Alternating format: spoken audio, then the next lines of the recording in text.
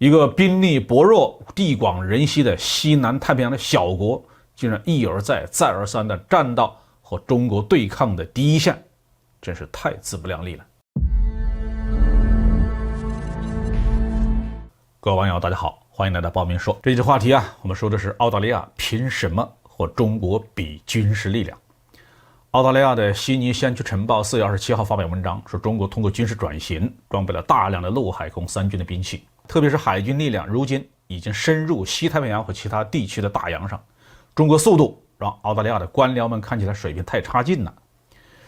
朋友们都说看到这篇文章觉得很不可思议。澳大利亚是一个只有2000多万人口的国家，正规军5.06万人，所有的武装力量加起来也不过10万人而已。虽然面积不小，但总体来讲是一个国际政治中的小国。中国呢有14亿人口，解放军有230万人，也是世界上5大核国家之一。无论如何，中国与澳大利亚在军事上是没有任何可比性的。澳大利亚方面怎么会觉得自己和中国相比有先进或者落后的问题呢？如果深入的了解澳大利亚的军事文化，我们就会发现这是他们的思维定式。在澳大利亚人的心目当中他自己不是一个独立的国家，而是美英武装集团的一个深度的核心伙伴。曾经去澳大利亚旅游过的朋友，如果参观过他们的几个军事博物馆，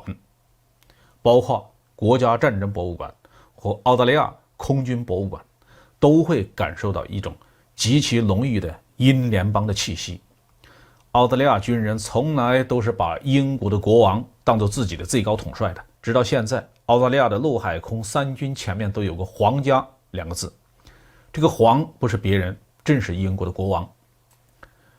根据澳大利亚的宪法自己的国家元首并不是政府的总理，而是英国派过来的总督。在绝大多数情况下，这个总督只是英国方面为了照顾一些退休的权贵安排到澳大利亚去享福的。但是在澳大利亚的宪法当中却藏着这么一个条款，作为英国女王的全权代表，澳大利亚总督是三军的统帅，可以制定或取消法令，并且有权任命或罢免议会、各部的部长和总理。只不过在一般情况下，这位总督大人不会动用这些权利。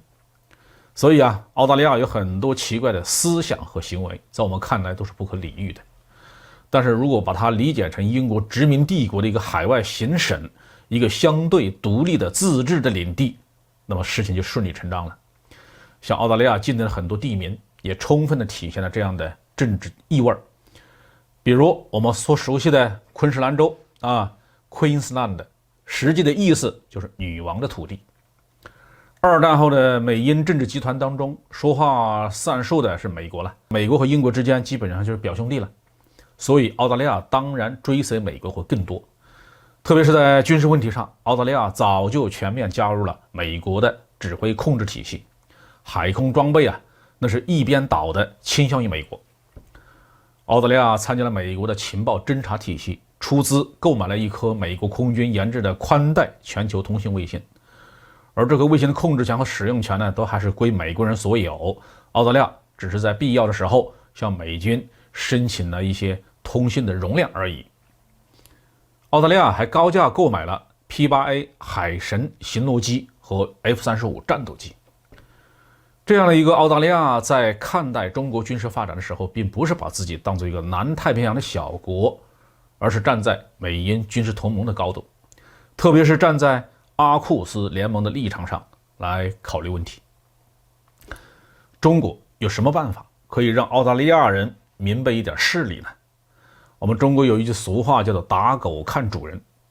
意思是说，当我们要惩罚一个底层小喽啰的时候，我们要看看他的后台或靠山到底是谁。在澳大利亚问题上现在看来，光是用经济手段可能力度还不太够，还需要在军事上采取一些行动，让他清醒。一个兵力薄弱、地广人稀的西南太平洋的小国，竟然一而再、再而三地站到和中国对抗的第一线，真是太自不量力了。好，这期话题就说到这里。